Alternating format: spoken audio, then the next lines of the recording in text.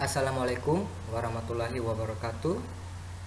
Perkenalkan, nama saya Valentius Mintu dengan NIM 2019-22-05094 dari kelas TI 703. Pada hari ini saya akan mempresentasikan mengenai tugas proyek pemrograman. Dosen pengampu Erwin Gatot Amiruddin, Eskom, Mkom. Yang pertama, apa itu perangkat lunak? Perangkat lunak atau biasa disebut software adalah kumpulan beberapa perintah yang dieksekusi oleh mesin komputer dalam menjalankan pekerjaannya. Perangkat lunak ini merupakan catatan bagi mesin komputer untuk menyimpan perintah maupun dokumen serta arsip lainnya. Kemudian yang kedua, bagaimana sistem kerja perangkat lunak? Perangkat lunak adalah bidang dengan banyak kategori, maka setiap kategori memiliki cara kerja yang berbeda, yaitu yang pertama dengan cara kerja software aplikasi. Untuk menjalankan fungsi dari software aplikasi memerlukan sistem operasi seperti Windows, Linux, Mac, atau iOS lainnya. Jika pengguna menggunakan Windows, perlu terlebih dahulu menginstal software tertentu sebelum menjalankan sebuah aplikasi. Yang kedua itu cara kerja software system. Software system ini bekerja di balik layar. Kapanpun pengguna mengoperasikan komputer, maka disitulah software system bekerja tanpa pengguna sadari. Software system ini menangani hardware dan software sehingga dapat menjalankan aplikasi di komputer. Kemudian yang ketiga, untuk apa sistem itu dibuat? Menggunakan perangkat keras dan penyedia platform untuk aplikasi, perangkat lunak sistem bertindak sebagai perantara yang mengatur semua operasi dan fungsi antara perangkat keras dan perangkat lunak.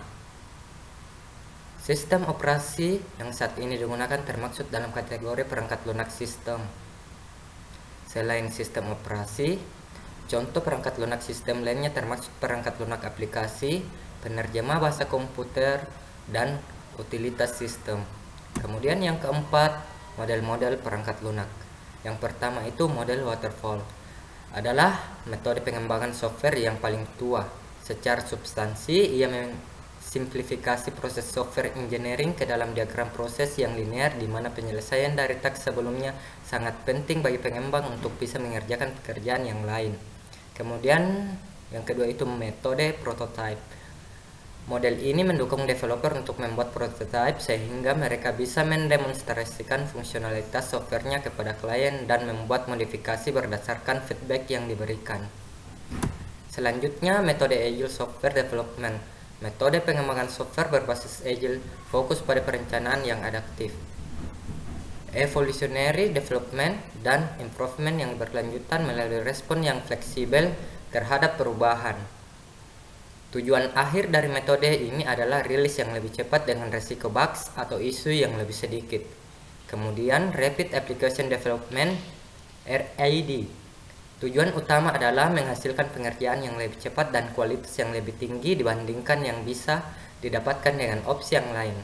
Kemudian Dynamic System Development Model. Metode ini prinsip mengacu pada RAD, model yang telah dijelaskan sebelumnya. Pendekatan interaksi yang menentukan pada improvement berkelanjutan dan keterlibatan users. Kemudian spiral model. Model ini berfokus pada identifikasi resiko di awal. Kemudian metode extreme programming. Metode extreme programming XP metodologi digunakan oleh tim development untuk membuat software dan environment yang tidak stabil seperti ketika rekrutmen yang ada saat cepat berubah. Metode ini memiliki rilis berkala dan waktu development yang singkat. Kemudian Feature Driven Development atau FDD. Fokus metode ini adalah mengorganisir software development based on features yang ada. Tujuannya untuk mendeliver pengerjaan software kepada klien secepat mungkin. Metode Joint Application Development. Tujuan utama adalah melibatkan klien dalam proses development sebanyak mungkin via kolaboratif. Workshop bernama GAD Sessions. Fokus dari pertemuan ini adalah lebih membahas tujuan perusahaan dibandingkan pembahasan teknis. Kemudian metode Lean Development. Metode ini menggunakan prinsip dari Lean Manufacturing, mengurangi cost, biaya, dan waste, dan mengimplikasikannya dalam pengembangan software untuk mengurangi effort programming dan budget. Kemudian metode Rational Unified Process atau RUP. Metode ini adalah framework proses yang adaptabel dengan organisasi. Metode RUP menentukan project life cycle yang terdiri dari 4 fase yang pertama yaitu inception, elaboration, construction, dan transition. Masing-masing milestone dan objektifnya. Kemudian metode Scrum Development, metode ini merupakan metode yang terbaik untuk proyek yang cepat berubah dengan deadline yang juga mepet. Metode ini didesain untuk tim dengan 3-9 orang di mana pekerjaannya dibagi dengan istilah sprints untuk menyelesaikan suatu skop pengerjaan pada waktu yang telah disepakati. Biasanya pengerjaannya 2 pekan. Sekian untuk pemaparan saya pada hari ini, kurang dan lebihnya mohon dimaafkan. Sekian dan terima kasih.